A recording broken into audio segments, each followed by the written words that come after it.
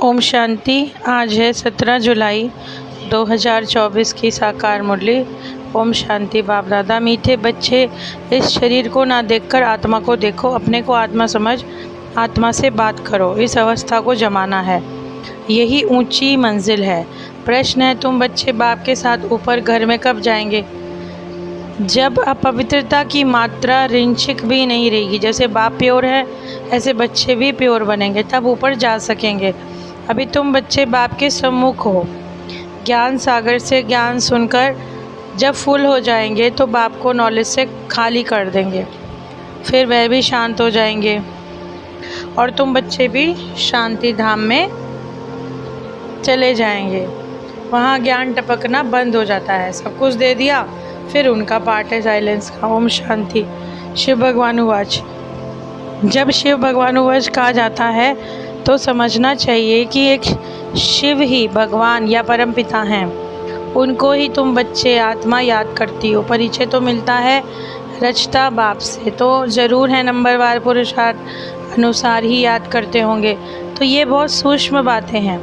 अपने को आत्मा समझ, दूसरे को भी आत्मा समझे, ये अवस्था जमाने में टाइम लगता है।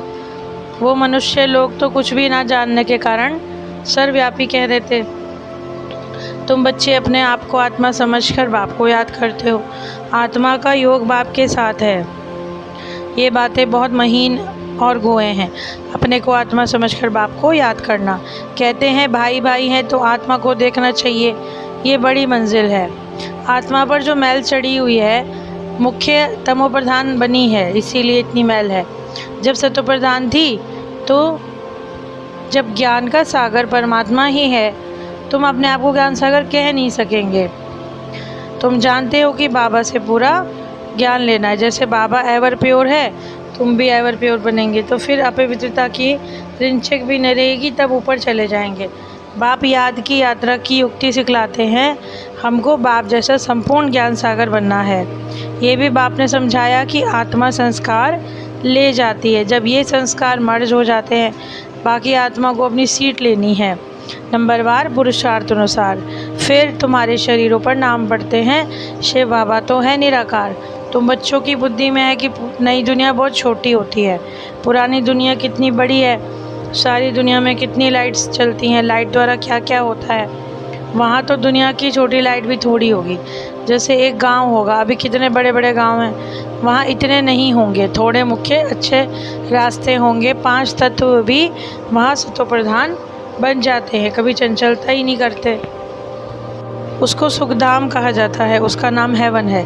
आगे चलकर जितना नज़दीक आते रहेंगे उतना वृद्धि को पाते रहेंगे। बाप भी साक्षात्कार कराते रहेंगे।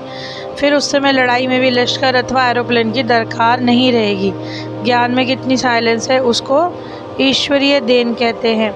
ये भी समझाना है कि तुम शांति चाहते हो, कभी अशांति हो ही ना।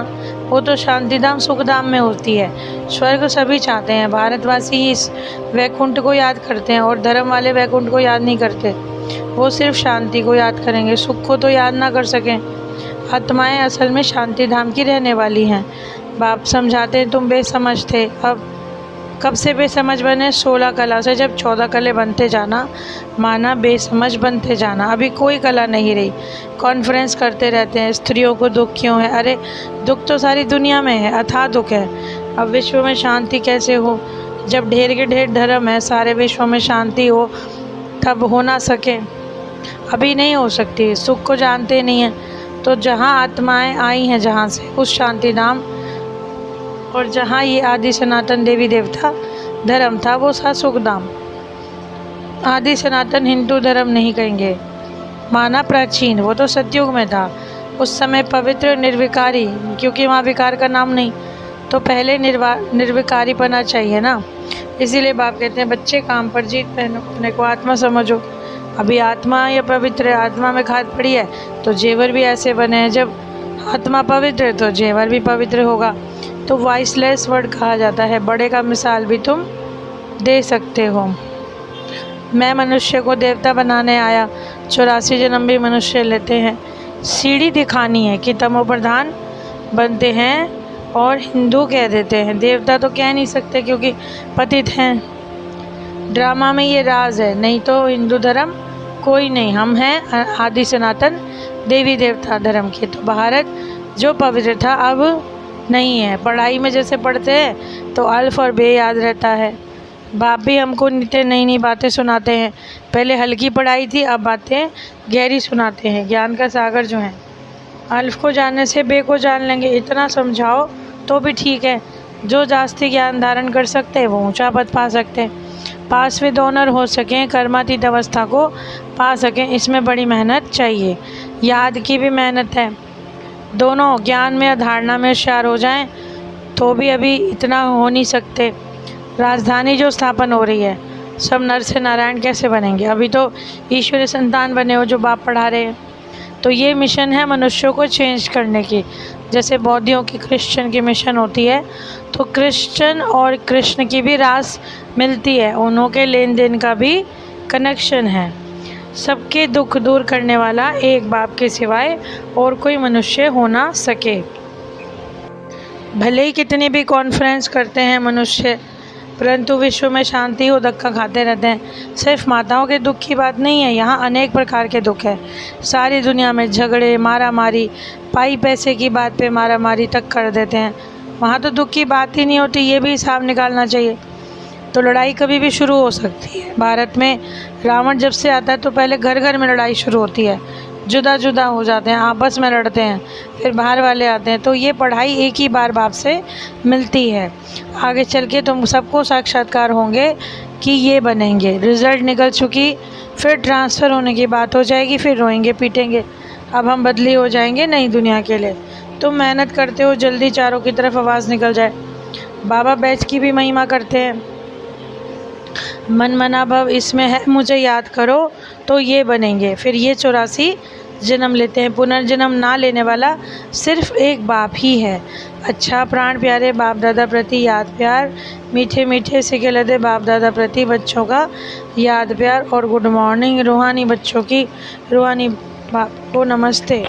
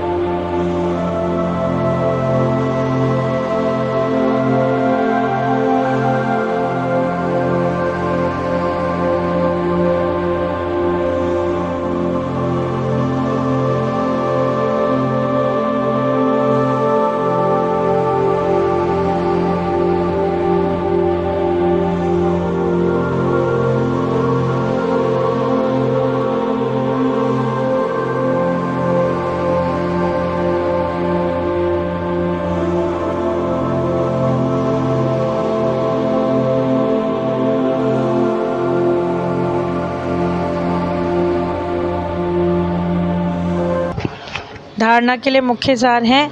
याद की मेहनत और ज्ञान की धारणा से कर्मातीत अवस्था को पाने का पुरुषार्थ करना है। ज्ञान सागर की संपूर्ण नॉलेज स्वयं में धारण करनी है। आत्मा में जो खाद पड़ी है उसे निकालकर संपूर्ण वाइसलेस बनना है। रिंचिक मात्र भी अपवित्रता का अंश ना रहे। हम आत्मा भाई भाई है, ये अभ्यास करना है। आज का वरदान समय और अटेंशन। संकल्प रूपी खजाने पर अटेंशन देकर जमा का खाता बढ़ाने वाले पद्मापति भव। समय और संकल्प रूपी खजाने पर अटेंशन देकर जमा का खाता बढ़ाने वाले पद्मापदम पति भव। वैसे खजाने तो हैं, लेकिन समय और संकल्प, इन दो खजानों पर विशेष अटेंशन दो।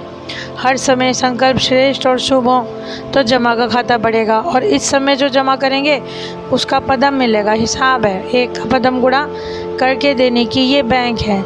इसीलिए क्या भी हो, त्याग करना पड़े, तपस्या करनी पड़े, निर्माण बनना पड़े, कुछ भी हो जाए, इन दो बातों पर अटेंशन हो तो पद्मापति बन जाएंगे। स्लोगन है, मनोबल से सेवा करो तो उसकी प्रारब्ध कई गुना ज़्यादा मिलेगी। बाबा ने कहा अपने मनोबल द्वारा सेवा करेंगे तो जो उसकी प्रारब्ध होगी, जो हमें मिलेगी, वो कई गुना होकर मिलेगी।